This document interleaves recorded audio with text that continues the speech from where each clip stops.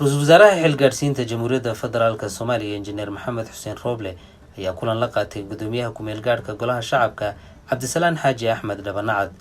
Ra-iisul Wasaaraha ayaa la sheegay gudoomiyaha inuu kala hadlay inuu meel mariyo kuraastii dhowaan lagu soo doortay magaalo xuduudeedka Ceelwaaq.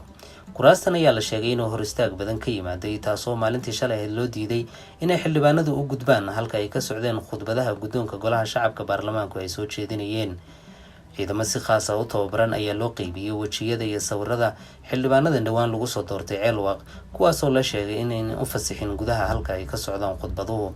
dhanka kale gudoomiyaha guddiga doorashooyinka guddoonka Golaha Shacabka baarlamaanka ee Soomaaliya xildhibaan Cabdirasaaq Cumar Maxamed ayaa sheegay in maalinta 27 ee bishan Abriil aysan ka dhici doonin doorashooyinka loo madlan yahay Villa Hargeysa.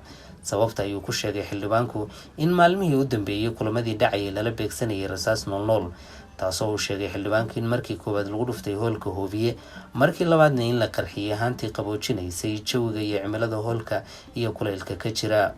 dhanka kale xildhibaano ka tirsan baarlamaanka 11aad ee Soomaaliya ayaa sheegay tan inay tahay ulakac taasoo si toos ah la doonayay in lagu carqaladeeyo doorashooyinka ka socda Soomaaliya.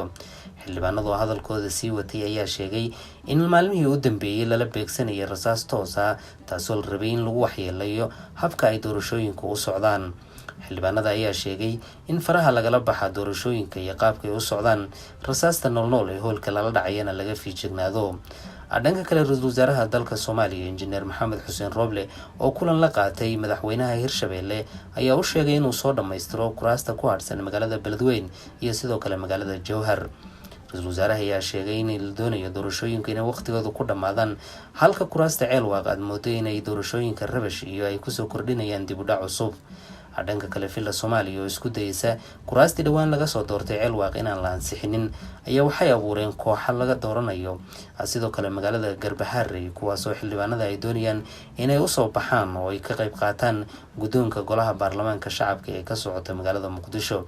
madaxweynaha dowladda Soomaaliya madaxweyne Maxamed Cabdullaahi Farmaajo oo xoojinaya kuraasta dhowaan laga soo doortay Garbaharey ayaa isku dayay inay noqdaan kuwo hirgala, maadaama uu ku sheegay madaxweynuhu labada doorasho isdhan socotay inay ahayn kuwo sax ah.